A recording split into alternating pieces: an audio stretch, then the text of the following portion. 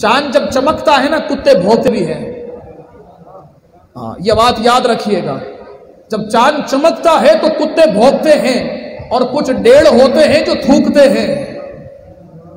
لیکن جو تھوکتے ہیں نا ان کا تھوک انہی کے منہ پر آتا ہے.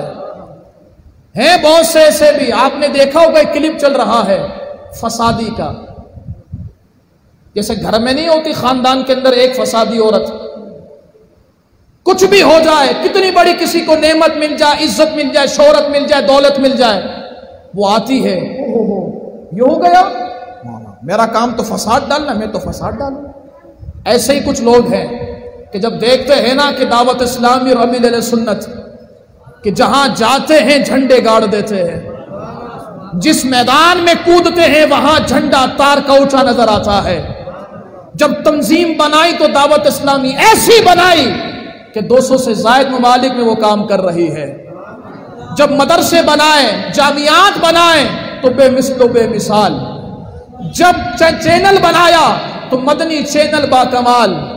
جب ویلفیئر کے شعبے میں آئے تو اتنا خون ڈونیٹ کر دیا کہ خون لینے والوں نے بھی کہہ دیا کہ بابا بس کرو, دینے والے بہت ہیں, لینے والے کم پڑ گئے ہیں.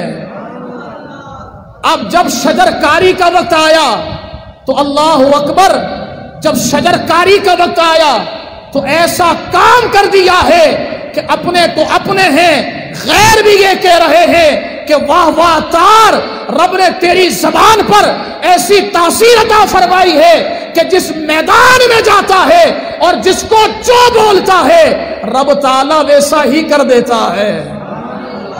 جب دیکھتے ہیں نا کہ اوہو اتنی عزت مل گئی, خود تو کچھ نہ کر سکے, اتنی عزت مل گئی, تو کہتے ہیں اوہو آداب تام میں نے پڑھی تھی, آداب تام, اس میں تو کھانے کا طریقہ سکھایا گیا, جہاد کا انداز نہیں سکھایا جا رہا. میں نے کہا الحمدللہ مدنی مذاکرے سنا کرو. مدنی مذاکرے میں سیدی شیخ طریقت امیر سنت نے فرمایا ہے کہ جس وقت مفتی اسلام جہاد کا اعلان کرے گا عطار پہلی صف میں نظر آئے گا. اور ہم بھی یہاں یہ عہد کرتے ہیں کہ جس وقت مفتی اسلام جہاد کے لیے اعلان کریں گے تو سارے عطاری اسلام کے لیے جہاد کی پہلی صف میں نظر آئیں گے. لیکن میں یہ دیکھنا چاہوں گا جب جہاد ہوگا کہ عطاری کتنے اور فسادی کتنے ہیں. اور یہ تو ہمیں پتا الحمدللہ عطاری ہی عطاری نظر آئیں گے, فسادی صرف بھوکتے ہی رہیں گے, کیونکہ ان کا کام ہے صرف مائک پر بولنا. خود کچھ نہ کر سکے تو جلو نہیں, کچھ کر کے دکھاؤ.